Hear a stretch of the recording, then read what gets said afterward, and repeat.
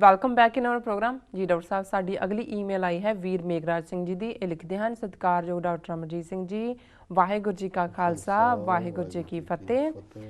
Doctor साहब जी आप जी का की हाल है?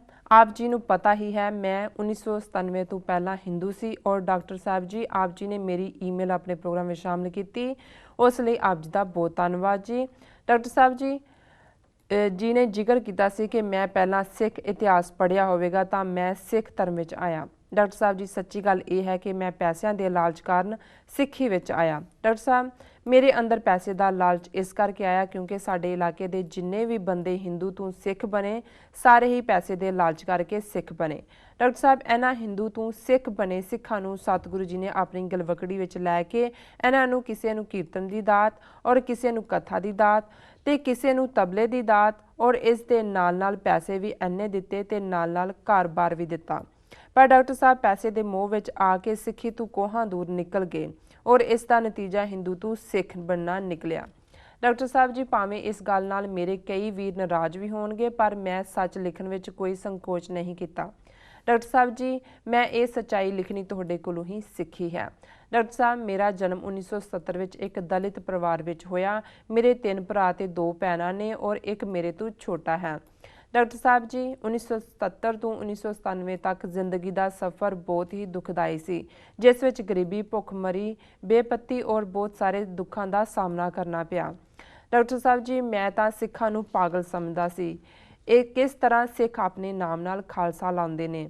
डॉक्टर साहब 1994 तो 1997 तक मैं बाइक रिपेयरिंग का काम करता सी। उस टाइम कई बार सिखां दे बच्चे मेरे कोल आके बैठ जाते सी। मैं उन्हां बच्चों नूं पुछदा सी कि तुहाडा नाम की है। एक कहंदा सी कि मेरा नाम सतविंदर सिंह खालसा है। मैं उस बच्चे दे जूड़े ते हथ रख के कहंदा सी कि तेरे सिर ते की रखिया, मतलब मैं सिखां दे बारे गलत टिप्पणी कीती। डॉक्टर साहब जी शायद उस वेले सतगुरु जी उस वेले देख रहे होणगे मैनू कि ये बंदा मेरे सिख बारे गलत बोलिया है, पर मेरे सतगुरु ने मेरी गलती की सज़ा नहीं दी, सगों गलत परिवार विचों कढ़ के अपनी गलवकड़ी विच लै लिया। उस तो बाद मैं 1997 तो 2000 तक कानपुर खूही आनंदपुर साहिब गुरमत विद्यालय विच गुरमत दी कीर्तन की सिखलाई की। 1997 तो 2000 के विचकार और RSS वालों एक कह के रोकण की कोशिश की कि सिख तो हिंदू धर्म की रखिया लई बनिया सी, हुण सिखां की लोड़ नहीं। अते दोस्तों ये कार नूं रोकण की कोशिश की कि तू तां सिखां नूं पागल कहंदा सी ते हुण तू खुद ही पागल बन गया है। डॉक्टर साहब मैं तो पैसों की खातर सिक्खी विच आया सी, पर मेरे सच्चे पातशाह ने हौली हौली मैनू सारे सुख दे दिते। मेरे सतगुर की बख्शिश नाल मेरे 4 बच्चे ने। डॉक्टर साहब जी मैं सुनिया सी कि साहिब श्री गुरु गोबिंद सिंह जी अपने सिख नूं संत सिपाही बनाया सी। डॉक्टर साहब जी मैं 1997 तो 2006 के सफ़र विच USA आया और अगस्त महीने आप जी वर्जीनिया कॉलेज विच संगत वालों दीवान सज्जिया होया सी। उस कॉलेज विच मैं आप जी की स्पीच सुनी सी, जिस विच मैनू संत ते सिपाही दोनों ही तुहाडे विच नज़र आए।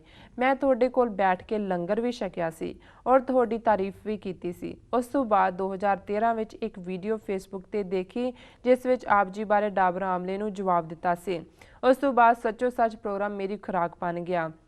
उस तो बाद मैं आप जी नाल फोन ते गल करन दी काफ़ी कोशिश की पर आप जी नाल गल नहीं हुई। मेरा जी करदा सी कि तुसी गुरु दे रंग विच रंगे हुए गुरसिख हो, तुहाडे नाल गल करके मेरी आत्मा नूं भी शांति मिलेगी। डॉक्टर साहब जब मैं जून 1984 के श्री अकाल तख्त साहिब उस पापन राही हमला किया गया, उस हमले नूं सुन के इंज लगदा जिवें गोलियां मेरी छाती विच वजियां। मैं सतगुर अगे रोज़ अरदास करदा कि सानू कौमी घर खालसा की दात बख्शण जी। मैं शुक्रगुजार हाँ सतगुरु जी का जिन्हां मैनू अपनी गलवकड़ी विच लिया और मैं आप जी का धन्नवादी हाँ जो आप जी ने मेरी मुर्दा जमीर नूं जिउंदा कीता। डॉक्टर साहब जी उंज मैं ये ईमेल आप जी नूं पर्सनल लिखी है। जेकर आप जी नूं कुछ इस ईमेल विच कुछ ठीक लगे तो अपने प्रोग्राम में शामिल कर सकते हो। डॉक्टर साहब जी ये मेरी जिंदगी की कहानी है, कोई गलती हो गई होवे तो माफ़ करना जी। खालिस्तान जिंदाबाद, वाहिगुरू जी का खालसा वाहिगुरू जी की फतेह जी। डॉक्टर साहब ये इन्हां दी ईमेल आया वैसे तो कई हफ्ते हो गए ने, मैं भी दुचित्ती दे विच सी। फिर मैं फैसला किया भी ये जिहड़ी ह्यूमन इंटरस्ट स्टोरी हुंदी है, पर्सनल कहानी जी ਇਹ ਮੱਚ ਮੋਰ ਪਾਵਰਫੁਲ ਹੁੰਦੀ ਹੈ ਬਹੁਤ ਸਾਰੇ ਫਿਲਾਸਫੀ ਜਾਂ ਬੀਤੇ ਦੀਆਂ ਗੱਲਾਂ ਸੁਣਾਉਣ ਦੇ ਨਾਲੋਂ। ਫਿਰ ਮੈਂ ਫੈਸਲਾ ਕੀਤਾ ਕਿ ਵੀ ਇਸ 'ਚ ਐਸਾ ਕੁਝ ਨਹੀਂ ਹੈ ਜਿਹੜਾ ਕਿ ਸਾਂਝਾ ਨਾ ਕੀਤਾ ਜਾ ਸਕੇ। ਉਹਨਾਂ ਨੇ ਆਪਣੇ ਜੀਵਨ ਦੀ ਕਹਾਣੀ ਦਿੱਤੀ ਹੈ ਔਰ ਅਸੀਂ ਉਸ ਨੂੰ ਆਲਮੋਸਟ ਸਾਰੇ ਹੀ ਹੂ ਬਹੂ ਪੜ੍ਹਿਆ ਜੀ। ਉਹਨਾਂ ਨੇ ਆਪਣਾ ਵੇਰਵਾ ਜਿਵੇਂ ਦਿੱਤਾ ਉਸ ਦੀ ਕੋਈ ਬਹੁਤੇ ਦੁਹਰਾ ਦੀ ਲੋੜ ਤਾਂ ਨਹੀਂ ਹੈ, ਪਰ ਇਹ ਵੀ ਇੱਕ ਸਫ਼ਰ ਹੈ ਕਿਵੇਂ ਨਫ਼ਰਤ ਤੋਂ ਗੁਰੂ ਦੇ ਪਿਆਰ ਦਾ ਸਫ਼ਰ। ਔਰ ਇਹ ਗੱਲ ਇਕੱਲੀ ਇਹਨਾਂ ਦੇ ਹਵਾਲੇ ਨਾਲ ਨਹੀਂ, ਜਦੋਂ ਅਸੀਂ ਬਖਸ਼ਿਸ਼ ਦੀ ਗੱਲ ਕਰਦੇ ਹਾਂ ਜਾਂ ਨਿਰੰਕਾਰ ਦੀ ਮੁਹੱਬਤ, ਨਿਰੰਕਾਰ ਦਾ ਪਿਆਰ, ਗੁਰੂ ਦੀ ਗੱਲ ਵਕੜੀ, ਇਹ ਰਹਿਮਤ ਹੈ ਉਸ ਦੀ, ਯਤਨ ਨਹੀਂ ਹੈ। ਜੀ ਜੀ। ਕਈ ਵਾਰ ਜਿਹੜੇ ਲੋਕ ਸਾਰੀ ਉਮਰ ਧਾਰਮਿਕ ਅਦਾਰਿਆਂ 'ਚ ਰਹਿੰਦੇ ਨੇ, ਗ੍ਰੰਥੀ, ਰਾਗੀ, ਪ੍ਰਚਾਰਕ, ਵਿਦਵਾਨ, ਸਕਾਲਰ, ਪ੍ਰੋਫੈਸਰ, ਉਹਨਾਂ ਦਾ ਆਪਣਾ ਹੀ ਕਦੇ ਵੀ ਅੰਦਰੋਂ ਫੇਥ ਨਹੀਂ ਬਣਿਆ ਹੁੰਦਾ। ਉਹ ਗੱਲਾਂ ਬਹੁਤ ਕਰਦੇ ਨੇ, ਲੇਕਿਨ ਜਦੋਂ ਪਰਖ ਦਾ ਵੇੜਾ ਆਉਂਦਾ ਹੈ ਤੇ ਉਹ ਕੋਈ ਵਿਕ ਜਾਂਦਾ ਹੈ, ਕੋਈ ਝੁਕ ਜਾਂਦਾ ਹੈ, ਕੋਈ ਭੱਜ ਜਾਂਦਾ ਹੈ। ਲੇਕਿਨ ਇਸ ਦੇ ਉਲਟ ਜਿਹੜੇ ਸਧਾਰਨ ਲੋਕ ਜਿਹੜੇ ਬਹੁਤੇ, ਉਹਨਾਂ 'ਚੋਂ ਸ਼ਾਇਦ ਵਾਹਿਗੁਰੂ ਨੂੰ ਵਾਖਰੂ ਹੀ ਕਹਿੰਦੇ ਨੇ, ਉਹਨਾਂ ਨੂੰ ਵਾਹਿਗੁਰੂ ਵੀ ਠੀਕ ਉਚਾਰਨ ਨਹੀਂ ਆਉਂਦਾ, ਉਹ ਆ ਕੇ ਆਪਣੀਆਂ ਸ਼ਹੀਦੀਆਂ ਦਿੰਦੇ ਨੇ, ਕੁਰਬਾਨੀਆਂ ਦਿੰਦੇ ਨੇ, ਗੁਰੂ ਦੀ ਰਹਿਮਤ ਦੇ ਪਾਤਰ ਬਣਦੇ ਨੇ। ਸੋ ਉਹਨਾਂ ਨੇ ਆਪਣੀ ਕਹਾਣੀ ਦੱਸੀ ਹੈ ਕਿ ਕਿਵੇਂ ਬਾਈਕ ਰਿਪੇਅਰ ਤੋਂ ਜਦੋਂ ਸਿੱਖੀ ਵੱਲ ਵੀ ਆਏ, ਸੋ ਪਹਿਲਾਂ ਉਹਨਾਂ ਦਾ ਕੋਈ ਟੀਚਾ ਇਹ ਨਹੀਂ ਸੀ ਕਿ ਵੀ ਉਹਨਾਂ ਨੂੰ ਸਿੱਖੀ ਨਾਲ ਪਿਆਰ ਜਾਗਿਆ, ਕਿਉਂਕਿ ਆਰਥਿਕ ਮੰਦਹਾਲੀ 'ਚੋਂ ਨਿਕਲ ਰਹੇ ਸੀ। ਔਰ ਬਹੁਤ ਵਾਰ ਇੱਕ ਰੁਝਾਨ ਦੇਖਣ 'ਚ ਵੀ ਆਇਆ, ਯੂਪੀ 'ਚੋਂ, ਦਿੱਲੀ 'ਚੋਂ, ਪੰਜਾਬ ਦੇ ਵੀ ਕੁਛ ਹਿੱਸਿਆਂ 'ਚੋਂ, ਜ਼ਿਆਦਾ ਯੂਪੀ ਦਿੱਲੀ 'ਚ ਜੀ, ਇਸ ਕਿਸਮ ਦੀਆਂ ਗੁਰਮਤ ਕੀਰਤਨ ਸਿਖਾਉਣ, ਤਬਲਾ ਟ੍ਰੇਨਿੰਗ ਇੰਸਟੀਚਿਊਟਸ ਨੇ, ਜਿਨ੍ਹਾਂ ਦੇ ਵਿੱਚ ਬਹੁਤ ਗਰੀਬ ਵਰਗ ਦੇ ਜਿਹੜੇ ਨੇ ਉਹ ਆਉਂਦੇ ਨੇ। ਵੀ ਇਹਦੇ ਨਾਲ ਇੱਕ ਤਾਂ ਧਨ ਮਿਲਦਾ ਹੈ, ਦੂਸਰਾ ਸਿੱਖਾਂ ਦੇ ਵਿੱਚ ਜਿਹੜਾ ਸਤਿਕਾਰ ਵੀ ਹੁੰਦਾ ਹੈ। ਅਸੀਂ ਘੱਟੋ ਘੱਟ ਗੁਰੂ ਦੀ ਬਾਣੀ ਸੁਣਾਉਣ ਵਾਲੇ ਰਾਗੀ ਸਿੰਘ, ਗੁਰੂ ਦਾ ਹੁਕਮਨਾਮਾ ਸੁਣਾਉਣ ਵਾਲੇ ਗ੍ਰੰਥੀ ਸਿੰਘ ਨੂੰ ਜੀ ਸਤਿਕਾਰ ਦਿੰਦੇ, ਇਹਦੇ 'ਚ ਤਾਂ ਕੋਈ ਸ਼ੱਕ ਨਹੀਂ ਹੈ। ਜੀ ਜੀ।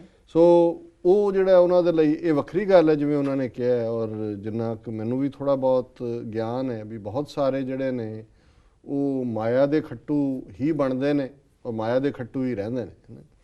ਔਰ ਜਦੋਂ ਤੁਸੀਂ ਕਈ ਵਾਰੀ ਉਹਨਾਂ ਦੀ ਬਹੁਤ ਸਾਰਿਆਂ ਨੇ ਤਾਂ ਸ਼ਬਦ ਵੀ ਉਨੇ ਕੀਤੀ, 35-40 ਸ਼ਬਦ ਜਿੰਨੇ ਉਹਨਾਂ ਨੂੰ ਕਢਾਏ ਹੁੰਦੇ ਨੇ ਉਹੀ ਹੁੰਦੇ ਨੇ ਜੀ। ਉਹਨਾਂ ਦੀ ਬੋਲੀ ਜਾਂ ਲੈਂਗੁਏਜ ਵੀ ਜਿਹੜੇ ਯੂਪੀ ਬਿਹਾਰ ਤੋਂ ਨੇ ਹਿੰਦੀ ਹੁੰਦੇ, ਉਹਦੇ 'ਚ ਕੋਈ ਹਰਜ਼ ਨਹੀਂ ਹੈ। ਜੇ Hindi speaking, Persian speaking, French speaking, Spanish speaking ਸਿੱਖ, ਕੋਈ ਸਿੱਖੀ ਕੋਈ ਪੰਜਾਬ ਦੇ ਸਿੱਖਾਂ ਦਾ ਤਾਂ ਨਹੀਂ ਉਹਨਾਂ ਨਾਲ ਜੁੜੀ ਹੋਈ ਜੀ। ਪਰ ਬਹੁਤ ਵਾਰੀ ਇਹ ਅਫਸੋਸ ਹੁੰਦਾ ਹੈ ਵੀ ਉਹਨਾਂ ਦੇ ਬਹੁਤ ਸਾਰੇ ਹੋਰ ਕਰਮ ਜਿਹੜੇ ਨੇ ਉਹ ਅਜੇ ਉਹੀ ਰਹਿੰਦੇ ਨੇ ਜਿੱਥੋਂ ਆਏ ਹੋਏ ਨੇ। ਔਰ ਉਹਨਾਂ ਦੀ ਘਰੇਲੂ ਜ਼ਿੰਦਗੀ 'ਚ ਵੀ ਇਹ ਉਹਨਾਂ ਦੇ ਜਿਹੜਾ ਇਕੱਠਾ ਕਰਨ ਦਾ ਸਾਧਨ ਬਣ ਜਾਂਦਾ। ਹੁਣ ਜਿਵੇਂ ਇੱਕ ਗੁਰਦੁਆਰਾ ਸਾਹਿਬ ਦੇ ਹਵਾਲੇ ਨਾਲ ਮੈਨੂੰ ਦੱਸ ਰਹੇ ਸੀ ਬਾਲਟੀਮੋਰ ਦੇ ਕਿ ਜੀ ਉੱਥੇ ਜਿਹੜਾ ਸੀ ਗ੍ਰੰਥੀ, ਉਹ ਇਸ ਕਿਸਮ ਦੇ ਹੀ ਲੋਭ ਦੇ ਨਾਲ ਆਇਆ ਹੋਏਗਾ ਕਿ ਵੀ ਉਹਦੇ ਕੁਦਰਤੀ ਉਹ ਕਿਤੇ ਗਿਆ ਤਾਂ ਕੋਈ ਹੋਰ ਆ ਕੇ ਬੈਠਾ, ਉਹਦੀ ਉੱਤੇ ਨਜ਼ਰ ਪਈ, ਉਹਨੇ ਕਮਰਾ ਖੁੱਲ੍ਹਾ ਛੱਡਿਆ ਸੀ ਉਹਦੇ ਲੈ ਕੇ ਵੀ ਉਹਨੇ ਆਉਣਾ, ਉਹ ਪਹਿਲਾਂ ਆ ਗਿਆ ਮਿਲਣ। ਉਹਨੇ ਦੇਖਿਆ ਉੱਤੇ ਹਨੂੰਮਾਨ ਚਾਲੀਸਾ ਪਿਆ ਸੀ ਜੀ, ਤਾਂ ਉਹਨੇ ਕਮੇਟੀ ਦੇ ਦੂਜਿਆਂ ਦੇ ਧਿਆਨ 'ਚ ਲਿਆਂਦਾ ਵੀ ਆਹ ਕੀ ਹੈ, ਵੀ ਇਹ ਤੁਹਾਡਾ ਗ੍ਰੰਥੀ ਜਿਹੜਾ ਇਹ ਤਾਂ ਹਨੂੰਮਾਨ ਚਾਲੀਸਾ ਪੜ੍ਹਦਾ ਜੀ।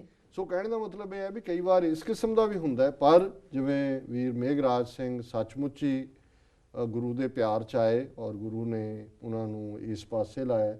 ਸੋ ਬਾਕੀ ਉਹਨਾਂ ਨੇ ਸਾਡੀ ਤਾਰੀਫ ਸ਼ਬਦ ਕਹੇ ਨੇ। ਅਸੀਂ ਤਾਂ ਸਮਝਦੇ ਹਾਂ ਵੀ ਹਮੇਸ਼ਾ ਹੀ ਗੁਰਸਿੱਖਾਂ ਕੇ ਮਨ ਭਾਵਦੀ ਗੁਰ ਸਤਿਗੁਰ ਕੀ ਵਡਿਆਈ ਜੀ। ਵਡਿਆਈ ਸਤਿਗੁਰੂ ਦੀ ਹੈ। ਜੇ ਕਿਸੇ ਨੂੰ ਕੋਈ ਸ਼ਬਦ ਚੰਗਾ ਲੱਗਾ ਲਿਖਤ ਦਾ, ਬੋਲਣ ਦਾ, ਇਹ ਵੀ ਸਤਿਗੁਰੂ ਦੀ ਵਡਿਆਈ ਹੈ ਕਿ ਸਤਿਗੁਰੂ ਨੇ ਸਾਨੂੰ ਸਮਰੱਥਾ ਦਿੱਤੀ ਕਿ ਅਸੀਂ ਕੁਝ ਕਹਿ ਸਕਦੇ।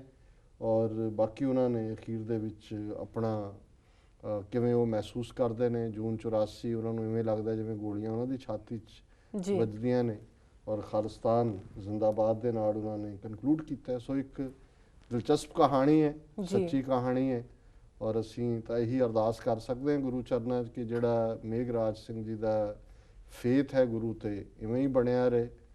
ਉਹਨਾਂ ਨੂੰ ਉਹਨਾਂ ਦੇ ਕਹਿਣ ਮੁਤਾਬਕ ਉਹਨਾਂ ਦੇ 4 ਬੱਚੇ ਨੇ, ਸਾਰੇ ਘਰ ਦੇ ਗ੍ਰਸਤ ਦੇ ਸੁੱਖ ਜਿਹੜੇ ਨੇ ਉਹ ਗੁਰੂ ਨੇ ਦਿੱਤੇ ਨੇ। ਸੋ ਅਸੀਂ ਸਮਝਦੇ ਹਾਂ ਵੀ ਉਹ ਪੰਥਕ ਚੜ੍ਹਦੀ ਕਲਾ ਦੇ ਲਈ, ਖਾਲਿਸਤਾਨ ਦੇ ਕੌਜ਼ ਦੇ ਲਈ ਵੀ ਜਿਹੜਾ ਆਪਣਾ ਬਣਦਾ ਯੋਗਦਾਨ ਪਾਉਣ, ਜਿਵੇਂ ਵੀ ਉਹ ਜਿੰਨੀ ਜੋ ਵੀ ਉਹ ਜਿਸ ਤਰੀਕੇ ਨਾਲ ਉਹ ਸਮਝਦੇ ਨੇ। ਔਰ ਇਸੇ ਤਰ੍ਹਾਂ ਹੀ ਆਪਣੀ ਕਨਵਿਕਸ਼ਨ ਵੀ ਪੂਰੀ ਰੱਖਣ ਔਰ ਆਪਣੇ ਬਾਕੀ ਸਾਥੀਆਂ ਨੂੰ ਵੀ ਜਿਹੜੇ ਉਹਨਾਂ ਦੇ ਦਾਇਰਾ ਕਾਰ 'ਚ ਨੇ ਉਹਨਾਂ ਨੂੰ ਵੀ ਇਸ ਜਿਹੜੀ ਹੈ ਹਕੀਕਤ ਦੇ ਨਾਲ ਜੋੜਨ ਦੀ ਜਿਹੜੀ ਹੈ ਉਹ ਆਪਣੀ ਕੋਸ਼ਿਸ਼ ਜਾਰੀ ਰੱਖਣ ਜੀ ਕਿ ਵੀ ਕਿਵੇਂ ਅਲਟੀਮੇਟਲੀ ਸਾਡੀ ਡੈਸਟਨੀ ਕੌਮੀ ਘਰ ਨਾਲ ਜੁੜੀ ਹੋਈ ਹੈ। ਔਰ ਉਹਦੇ 'ਚ ਰਾਦਰ ਜਿਵੇਂ ਉਹਨਾਂ ਨੇ ਆਪਣੀ ਦਲਿਤ ਬੈਕਗਰਾਊਂਡ ਦਾ ਜ਼ਿਕਰ ਕੀਤਾ ਹੈ, ਮੈਂ ਸਮਝਦਾ ਹਾਂ ਵੀ ਸਿੱਖੀ ਤਾਂ ਧਰਮ ਹੀ ਜਿਹੜਾ ਹੈ ਉਹ ਡਾਊਨ ਟਰੋਡਨ ਦਾ ਹੈ। ਔਰ ਮੈਂ ਅਕਸਰ ਇਹ ਸਟੇਟਮੈਂਟ ਇਸਤੇਮਾਲ ਕਰਦਾ ਹੁੰਦਾ ਕਿ 6 of the ਦਲਿਤਸ, by the ਦਲਿਤਸ, for ਦਾ ਦਲਿਤਸ। ਜੀ ਦਲਿਤ ਦਾ ਮਤਲਬ ਡਾਊਨ ਟਰੋਡਨ ਹੁੰਦਾ, ਦਲਿਆ ਹੋਇਆ, ਜਿਹਦੇ ਮੁੱਢਲੇ ਹੱਕ ਕੁਚਲੇ ਹੋਣ। ਔਰ ਇਹਨਾਂ ਨੂੰ ਹੀ ਐਮਪਾਵਰ ਕੀਤਾ ਦਲਿਆ ਹੋਇਆਂ ਨੂੰ ਗੁਰੂ ਨੇ। ਔਰ ਨੀਚਾਂ ਅੰਦਰ ਨੀਚ ਜਾਤ, ਨੀਚੀ ਹੂੰ ਅਤ ਨੀਚ, ਨਾਨਕ ਤਿਨ ਕੈ ਸੰਗ ਸਾਥ, ਵੱਡਿਆਂ ਸਿਉ ਕਿਆ ਰੀਸ, ਜਿੱਥੇ ਨੀਚ ਸਮਾਲੀਅਨ ਤਿੱਥੈ ਨਦਰ ਤੇਰੀ ਬਖਸ਼ੀਸ਼। और 10वें पातशाह ने फरमाया इन गरीब सिखन को देऊं पातशाही, ये याद रखें हमरी गुरियाई। जी सो इन्हां दा वीर मेघराज सिंह दा बहुत बहुत धन्यवाद। जी डॉक्टर साहब ਤੁਹਾਡਾ ਬਹੁਤ ਬਹੁਤ ਧੰਨਵਾਦ। ਤੁਸੀਂ ਆਪਣੇ ਵਿਚਾਰ ਸਾਡੇ ਦਰਸ਼ਕਾਂ ਨਾਲ ਸਾਂਝੇ ਕੀਤੇ। ਵੀਅਰਸ ਤੁਸੀਂ ਕਿਤੇ ਨਹੀਂ ਜਾਣਾ, ਮਿਲਦੇ ਹਾਂ ਕਮਰਸ਼ੀਅਲ ਬ੍ਰੇਕ ਤੋਂ ਬਾਅਦ।